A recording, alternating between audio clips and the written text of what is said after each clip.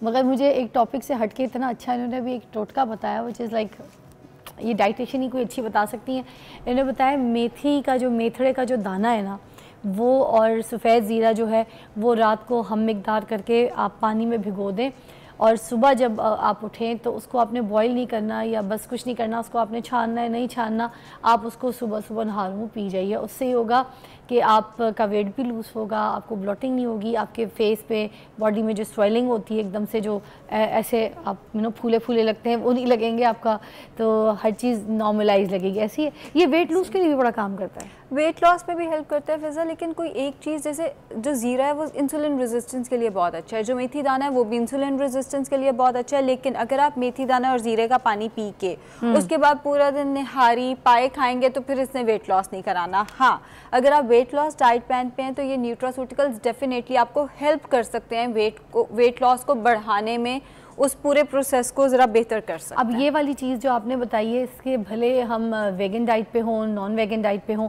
उसके अलावा भी हम इसके साथ इसको ले सकते हैं, डेफिनेटली ले सकते हैं। ज़बरदस्त। जी मुझे बताइए कि नॉन वेगन डाइट जो होती है जिस्मानी ताकत को बढ़ाने में मददगार साबित होती है कि नहीं? बिल्कुल ऐसे ही। नॉन वेगन डाइट क्या है, जिसमें हम एनिमल सोर्सेज से दूध जो आता है वो भी इस्तेमाल कर सकते हैं, हम एग्स भी इस्तेमाल कर सकते हैं, हम गोश्त भी इस्तेमाल कर सकते हैं। अब ये सारा कुछ है B12 का अच्छा सोर्स। एज आई सेड कि जो B12 है वो आपके पट्ठों के लिए बहुत अच्छा होता है। जो लोग B12 का इस्तेमाल नहीं करते उनके पट्ठे ही तो कमज़ोर हो जाते हैं। सो अगर आप नॉन वेगन डाइट में आपको B12 अच्छा मिल रहा है, आपको कैल्शियम अच्छा मिल रहा है, आपको हेल्दी फैट्स भी मिल रहे हैं। हाँ, अगर आप ज़रूरत से ज़्यादा गोश्त खाएंगे तो आपको अनहेल्दी फैट्स भी वहाँ से आना शुरू हो जाएंगे, बट मॉडरेशन के अंदर आपको हेल्दी फैट्स अच्छे मिल रहे हैं जो कि ज़ाहिर आपके पट्ठों को मजबूत करेंगे, ओवरऑल आपको आयरन भी ज़्यादा देंगे, कैल्शियम भी ज़्यादा देंगे, ओवरऑल हेल्थ आपकी अच्छी होगी। अच्छा, कुछ लोग अब सब्जियां बिल्कुल छोड़ देते हैं, नहीं खाते, और वो सिर्फ़ और सिर्फ गोश्त की डाइट पे चले जाते हैं, चाहे वो मुर्गी हो, मछली हो, बीफ हो, लैम्प जो भी हो, तो इसी चीज़ को फॉलो करते हैं। अब इस सिचुएशन में उनके लिए क्या जिस्मानी सिचुएशंस ख़राब हो सकती हैं? इसको हम कहते हैं कार्निवोर डाइट, जिसमें उन्होंने सिर्फ गोश्त खोरी करनी होती है। अब इसमें प्रॉब्लम यह है कि गोश्त के अंदर फाइबर नहीं होता फ़िज़ा। फाइबर आपकी गट के लिए, आपके पेट के लिए, आपकी डाइजेशन के लिए बहुत अच्छा है। फाइबर कोलेस्ट्रॉल के लिए बहुत अच्छा है, फाइबर ब्लड प्रेशर के लिए बहुत अच्छा है, हार्ट के जितने इश्यूज़ हैं उसके लिए बहुत अच्छा है, शुगर के लिए बहुत अच्छा है। हर बीमारी का कहीं ना कहीं ताल्लुक एट द एंड जाके फाइबर से निकल आता है, डायरेक्टली और इनडायरेक्टली। फाइबर आपकी डाइट से निकलना नहीं चाहिए, बहुत इंपॉर्टेंट चीज़ है फाइबर। जो लोग सिर्फ कार्निवोर डाइट पे जाते हैं उनका फाइबर पूरा नहीं होता। उससे होता क्या है कि ये सारे प्रॉब्लम्स आना शुरू हो जाते हैं। हार्ट का प्रॉब्लम शुरू हो गया है। सबसे पहले तो आती है जी कॉन्स्टिपेशन ही ठीक नहीं हो रही पेशेंट की, और कहीं ना कहीं उसकी वजह ये होती है कि वो कार्निवोर डाइट पे होता है। फिर पाइल्स का मसला ऐसे लोगों को शुरू हो जाता है। उसके बाद आता है जी ब्लड प्रेशर का मसला, यूरिक एसिड बढ़ने लग गया, क्योंकि जब खाना ही मटन, बीफ और गोश्त है, ज़रूरत से ज़्यादा खाना है, मॉडरेशन में नहीं खाना, बैलेंस में नहीं खाना, तो फिर यूरिक एसिड भी बढ़ेगा, हार्ट प्रॉब्लम्स भी होंगे। हर चीज़ अगर आप मॉडरेशन में लें तो वो फ़ायदेमंद है। रेनबो डाइट पे जाएं। रेनबो डाइट होती है कलरफुल डाइट। आपकी प्लेट के अंदर सब कुछ होना चाहिए, थोड़ा थोड़ा करके एक बैलेंस। कुछ लोग ये भी करते हैं कि मुर्ग मुसल्लम हो गया और जितना गोश्त वगैरह है, ऐसी अशिया होती है, सब कुछ खाते हैं, मगर साथ में कहते हैं थोड़ा सा सैलड खा लो तो सब बैलेंस हो जाएगा। तो ये ठीक है? देखिए, मुर्ग मुसल्लम अगर आपने हेल्दी तरीके से बनाया हुआ है, आपने उसको ग्रिल किया है या आपने उसको स्टीम किया, उसमें 1 से 2 चाय के चम्मच ऑयल डाला है, इससे ज़्यादा नहीं, और साथ में आपने सैलड रख लिया, तो इसमें कोई हर्ज नहीं है। डिपेंड करता है कि सैलड के इंग्रेडिएंट्स क्या हैं। फ़िज़ा कई लोग सैलड ही इतना बुरा बनाते हैं, उसके अंदर मैक्रोनी उबाल के ऊपर सॉस डाल देते हैं। मैक्रोनी बुरी चीज़ नहीं है, लेकिन मॉडरेशन के अंदर। अब मैक्रोनी का ही सैलड बना दिया, उसके अंदर कोई सब्ज़ी बराए नाम है, तो फिर उसका कोई फ़ायदा नहीं है। सब्जियां आप साथ लें, कच्ची कटी हुई सब्जियां हो सकती हैं, साथ आप एप्पल साइडर डाल सकते हैं, उसके अंदर लेमन डाल सकते हैं। एप्पल साइडर के लिए भी आपने बात बताई, ब्रेक में बता देती हूँ। आयशा कह रही थी कि एप्पल साइडर को पानी में घोल के नहीं पीना। एप्पल साइडर जब आपने लेना है तो वो आपने सैलड के साथ, किसी चीज़ के साथ इस्तेमाल करना है, किसी सब्जी के साथ ऐसे इस्तेमाल करना है, वरना ये आपकी गट हेल्थ को सारा बर्बाद कर देगा। पानी में घोल के नहीं पीना, इसको आपने सलाद पे डाल के विद मील इस्तेमाल किया जा सकता है। सैलड के ऊपर आप एप्पल साइडर या लेमन डाल के उसका इस्तेमाल करें, साथ में आप गोश्त का इस्तेमाल एंड थोड़े से कार्ब्स। अब कार्बोहाइड्रेट भी प्रोटीन एब्जॉर्प्शन के लिए ज़रूरी होते हैं। कहीं ना कहीं कार्ब्स में ज़रूरी नहीं है कि आपने रोटी चावल ही खाने, आप 2 खजूरें खा लें, वहाँ से भी आपको हेल्दी कार्बोहाइड्रेट्स मिल जाएंगे। इसके साथ 2 खजूरें ले लें, आपका पूरा मील कंप्लीट हो जाएगा। ज़बरदस्त। अच्छा, जाते जाते मैं चाहूँगी कोई ऐसी टिप जो आपको लगता है कि आप ज़रूर दें उन लोगों के लिए जो ख़ास तौर पे वेगन डाइट या नॉन वेगन डाइट को फॉलो करने के चक्कर में जो है ना एक तरफ़ा हो जाते हैं, और जो कंबाइन आपने कहा कि rainbow diet is one of the best diet.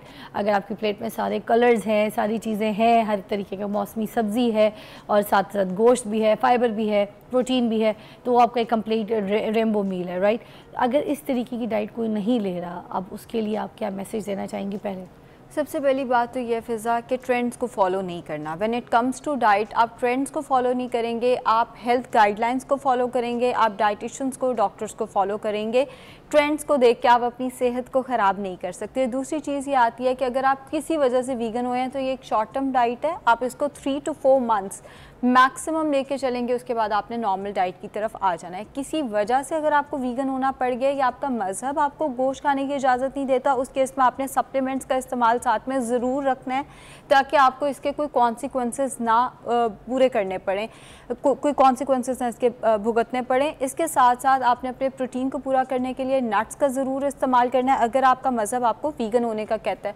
So nuts का ज़रूर इस्तेमाल करें और दालों का ज़रूर इस्तेमाल करें ताकि जितना हो सकता है नेचुरल तरीके से आपको प्रोटीन मिले। बाकी आप फिर सप्लीमेंट से, प्रोटीन वेव प्रोटीन से या प्रोटीन सप्लीमेंट से, प्रोटीन पाउडर से उसको पूरा कर सकते हैं। एट द एंड मैं यही मैसेज दूंगी कि जितना हो सके बैलेंस डाइट खाएं, सब कुछ खाएं, सब कुछ खाएं डाइट में, लेकिन थोड़ा थोड़ा करके खाएं। Excess of anything is bad. कोई भी चीज़ आप ज़रूरत से ज़्यादा लेंगे वो आपको फ़ायदे से ज़्यादा नुकसान देगी। गोश्त भी उसी में आ जाता है, सब्जियां भी उसी में आ जाती हैं, फ्रूट्स भी उसी में। हर चीज़ अगर आप एक बैलेंस में रहेंगे तो वो आपको फ़ायदेमंद देगी। अच्छा, एक आपने बताया ना कि vegan diet, non vegan diet के बारे में, इन दोनों के हिस्सों में अगर देखा जाए तो कहीं ना कहीं किसी चीज़ को पकाने में तेल वगैरह का या घी का इस्तेमाल तो होता ही होता है। आप क्या प्रेफर करती हैं कि हेल्दी डाइट के लिए नॉन वीगन, वीगन डाइट कोई सी भी इस्तेमाल की जा रही है, तेल कौन सा, घी कौन सा इस्तेमाल किया जा सकता है? वर्जिन ऑलिव ऑयल का इस्तेमाल करना है, लोगों को लगता है। बट लोग ये भी तो कहते हैं ना एक्स्ट्रा वर्जिन ऑलिव ऑयल को ऐसे पका नहीं सकते, भून नहीं सकते, इसका भी बात बता दें। नहीं, गलत है, आप इसको पका सकते हैं। बस अगर आप भून के तो कोई भी ऑयल लेंगे, वो आप कोई भी दुनिया का ऑयल लेंगे, उसको पकाते जाएंगे जैसे हम, वो ख़तरनाक है। लेकिन अगर आप तरीके से कुकिंग करते हैं, अच्छे तरीके से उसको ओवर कुक नहीं करते अपने मील्स को अगर आप ओवर कुक करते हैं वैसे भी सारे न्यूट्रिएंट्स आया हो जाते हैं। अगर आप हमारी तो हांडी जब तक भुने ना सब्जियों की भी, जब तक पालक का रंग काला ना हो जाए तब तक के तो पालक का जायका कोई नहीं हमें आता। बस भी तो जायकों से निकल आएंगे तो फायदा होगा हमें। वो तो फिर हम सिर्फ खोखली चीजें खाए जा रहे हैं ना, पेट को भर रहे हैं, उसके अंदर न्यूट्रिएंट्स तो नहीं रहे। अगर आप ओवर कुक कर रहे हैं तो उसमें तो कोई भी ऑयल अच्छा नहीं है। लेकिन अगर आप तरीके से कुकिंग कर रहे हैं तो एक्स्ट्रा वर्जिन ऑलिव ऑयल सबसे बेहतर है। अगर आप देसी घी में पका सकते हैं, देसी घी सैचुरेटेड फैट में आता है, नाश्ता उसमें बना सकते हैं। वैसे कोई भी मील स्लाइस वगैरह सेक सकते हैं?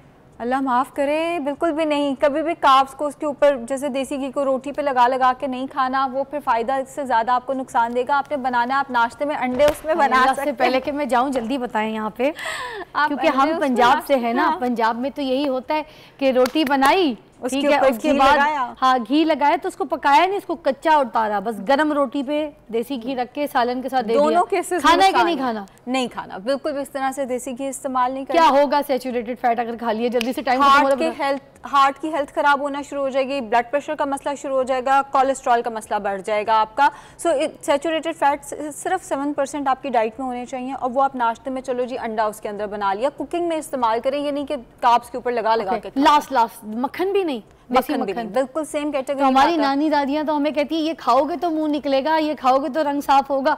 हाय अल्लाह, इसके पूरा शो करना पड़ेगा। आप आएंगी दोबारा इस टॉपिक के ऊपर, ये जो देसी चीजें हैं इसके ऊपर हम बात करेंगे। आयशा को दोबारा बुलाएंगे। Thank you so much, I had a great time with you all. आज के शो पे आप सबने मेरा बहुत साथ दिया। आपसे कल मुलाकात करूंगी, इसी तरह आपका प्यार और साथ चाहिए। खुदा हाफिज़।